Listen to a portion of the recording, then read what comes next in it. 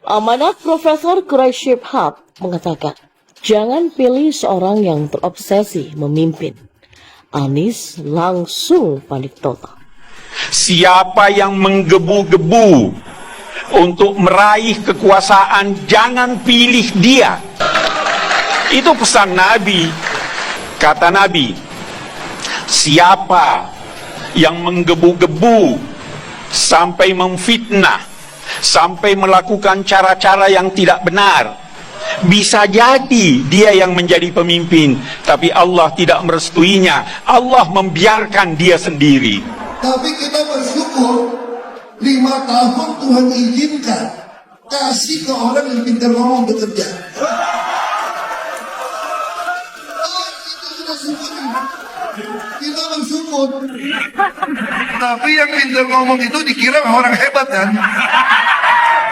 Kita sudah membuktikan dengan jelas selama 5 tahun 2017 sampai 2022 kita hanya dipimpin oleh Gubernur DKI Jakarta yang pintar memainkan kata tapi tidak bisa menata kota. Tapi kelemahan Anies tertutup oleh ambisi besarnya. Dia pengen jadi presiden dan pengen menorehkan sejarah dalam kehidupannya. Dan untuk bisa ke sana, dia bisa menghalalkan segala cara. Lihat saja Pilgub DKI 2017 yang dia menangkan. Pilgub paling brutal dalam sejarah karena menjual ayat dan mayat, dibiarkan Anies karena itu menguntungkannya secara politik. Dan dia menang di atas robeknya kebinekaan tanpa sedikit pun mau bersuara untuk melarang pendukungnya melakukan hal yang salah. Dalam konteks kebijakan publik, pengamatan ahli dalam melihat perilaku seorang pejabat, ya kita bisa membandingkannya dengan seorang politisi yang lebih kental nuansa pencitraannya. Khusus mengenai perilaku Anies Baswedan ketika diberi kesempatan memimpin Jakarta selama 5 tahun. Penilaian objektif dari ahli justru menegaskan Anies hanya ahli bermain kata-kata dan bukan yang lainnya. Lalu apa yang bisa kita maknai dari penilaian demikian? Tentu saja kita tidak boleh berhenti pada tataran memaknai seorang ahli kata-kata yang ketiban pulung dipilih warga, lebih-lebih wilayah ibu kota. Publik harus lebih cerdas dari sekedar membaca fenomena. Dan ketika sang fenomenal tak kunjung sadar dengan kompetensinya, dalam hal yang satu ini, maka harus ada yang memberi kesadaran. Kita pun harus prihatin bahwa alih-alih mengingatkan, partai politik yang cenderung halu justru memberinya panggung untuk menina-bobokkan rakyat. Pertanyaan besarnya, apakah mereka akan terpuaskan dengan hanya menelan kata-kata memabukkan? Mungkin dalam dunia dongeng yang umumnya dialami bocah kecil, hal ini bisa tuntas dalam sekejap. Namun jauh berbeda ketika kita bicara dalam konteks keseharian. Mereka perlu menghidupi keluarga, bersosialisasi, beribadah, dan hal-hal praktis lainnya yang tetap menuntut pemimpin membumi, bukan pemimpin mendongeng. Pertanyaan besarnya, apakah mereka akan terpuaskan dengan hanya menelan kata-kata yang memabukkan? Mungkin dalam dunia dongeng yang umumnya dialami oleh bocah kecil, hal ini bisa tuntas dalam sekejap. Namun jauh berbeda ketika kita bicara dalam konteks keseharian. Mereka perlu menghidupi keluarga, bersosialisasi, beribadah, dan hal-hal praktis lainnya yang tetap menuntut pemimpin membumi, bukan pemimpin yang mendongeng. Rekam jejak seorang harus menjadi catatan tebal, dan lebih dari itu, kita harus mengimbanginya dengan idealisme bermasyarakat. Apakah retorika sudah dinilai cukup untuk menyelesaikan persoalan idealisme masyarakat? Tentu saja tidak boleh berhenti di situ, melainkan ada langkah ikutan berupa gerakan masif. Gerakan itu dipacu oleh motivasi sang pemimpin terpilih. Poinnya, pemimpin adalah mesin motivator. Selain itu, dia juga punya peran kunci sebagai pengayom, pengabdi, dan juga pembela bagi yang lemah.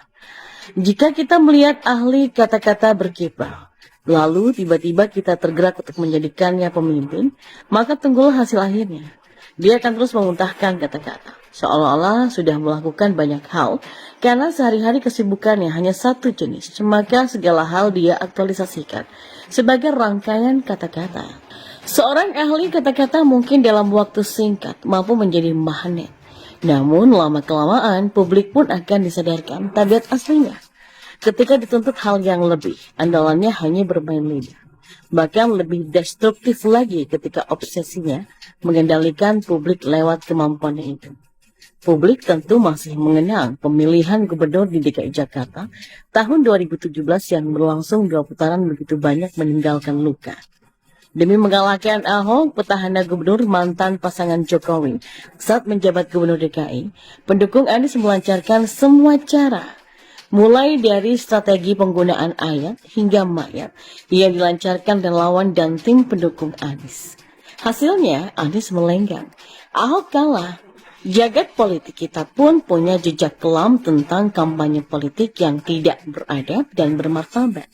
Anies sudah dengan tegas membantah dirinya menggunakan politik identitas dan anti kebinekaan, dan Anies justru menunjukkan pencapresannya oleh Partai Nasdem bersama PKS dan juga Demokrat di koalisi perubahan malah dicemaskan berlainan oleh partai-partai lain.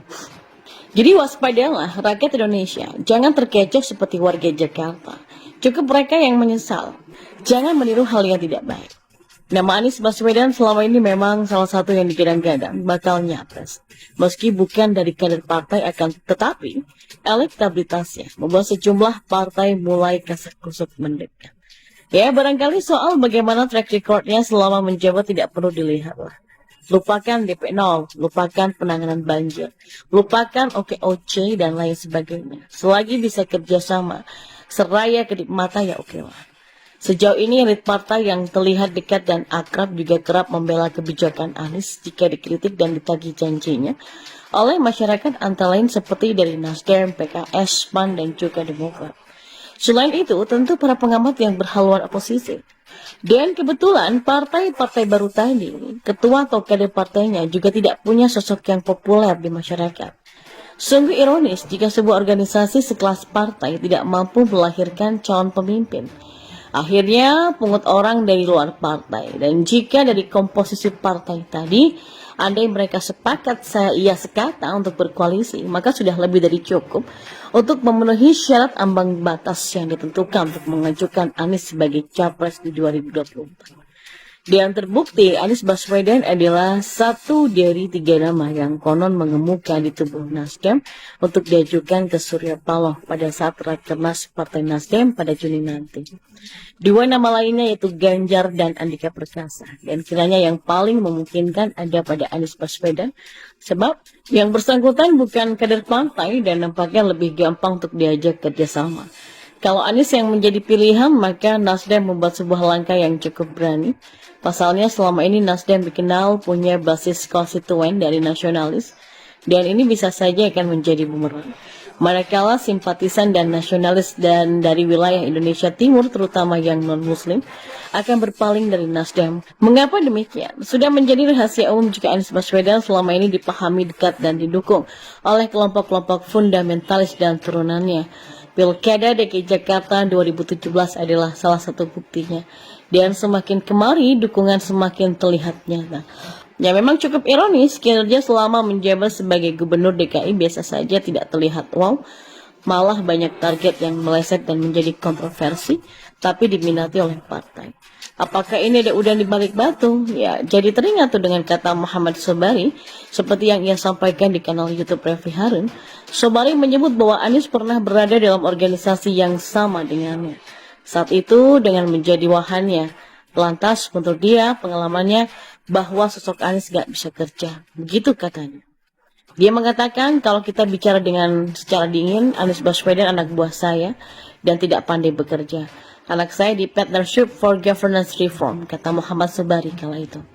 Nah, lain halnya dengan pegiat media sosial Zain Assegaf alias Zain Kribo atau zuriyahnya yang punya keturunan Nabi Muhammad SAW yang juga kembali membuat sebuah pernyataan heboh dengan mengaku takut jika Anies Baswedan jadi Presiden RI di Pilpres 2024 mendatang. Menurutnya, jika Anies menjadi Presiden, maka negara ini akan hancur.